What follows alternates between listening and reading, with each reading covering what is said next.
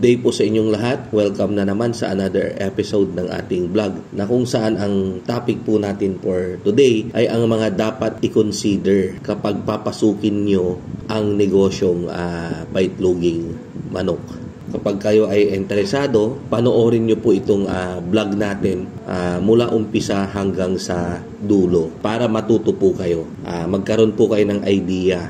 Sa mga hindi pa po nakakakilala sa akin, ako po si Sydney Lumboy, ang may-ari ng Mang Mags channel. Dito po sa ating channel ay dinidiscuss po natin yung mga iba't ibang ideas ang ating mga kababayan dito sa Pilipinas at maging yung mga OFW sa pag-aalaga ng paitloging manok. Minsan din may mga kwento-kwentuhan tayo tungkol din sa iba't ibang topic.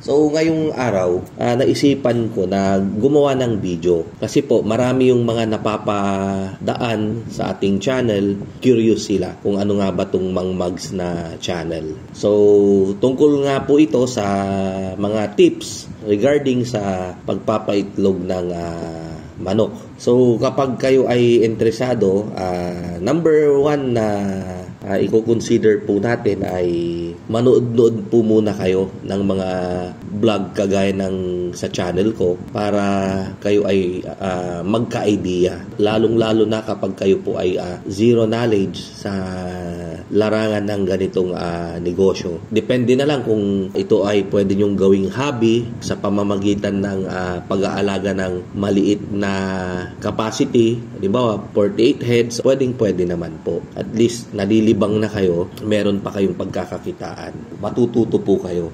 Halos andito na po lahat sa YouTube Academy. Habang nanonood kayo, busisiin nyo mabuti, suriin nyo mabuti kapag yun bang tao ay legit para iwas scam po tayo. Tignan nyo rin mismo dito sa mga vlog na to kung magkano nga ba yung kapital na gagamitin ninyo sa papasukin yung negosyo na kagaya nitong paitloging manok. Para syempre, alam nyo magkano nga ba yung magagastos ko kapag mag-aalaga ako ng ganitong bilang. So may idea na po kayo.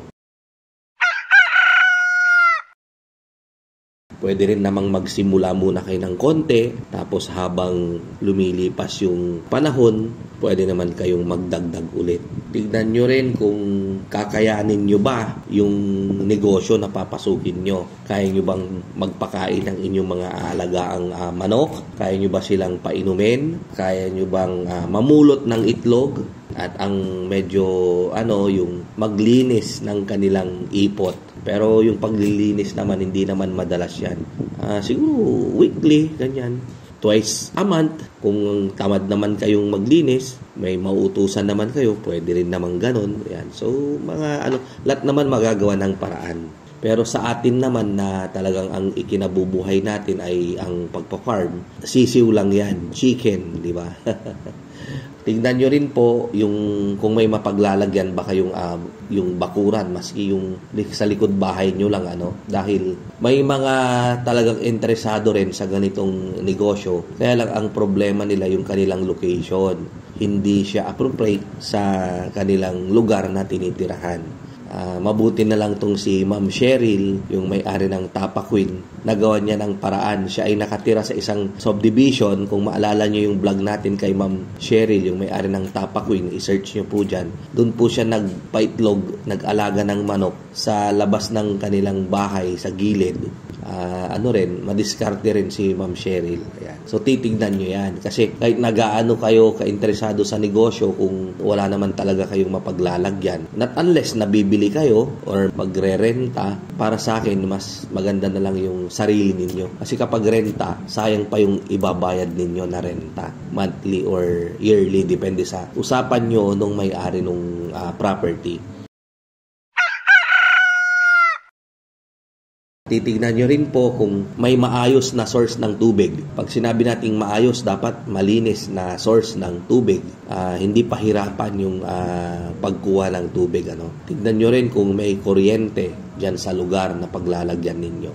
Sabagay, nowadays, dahil nga sa technology ng solar, pwede na tayong mag-alaga ng manok kahit sa bundok na wala pang kuryente. Ito namang ating aalagaan ay hindi naman niya kailangan ang magdamag na ilaw. So parang 6 PM lang naman hanggang 9 PM and then 4 AM onwards hanggang sa magliwanag. So ganun lang po yung kanyang requirement sa ilaw. Hindi kayo na kailangang magdamag.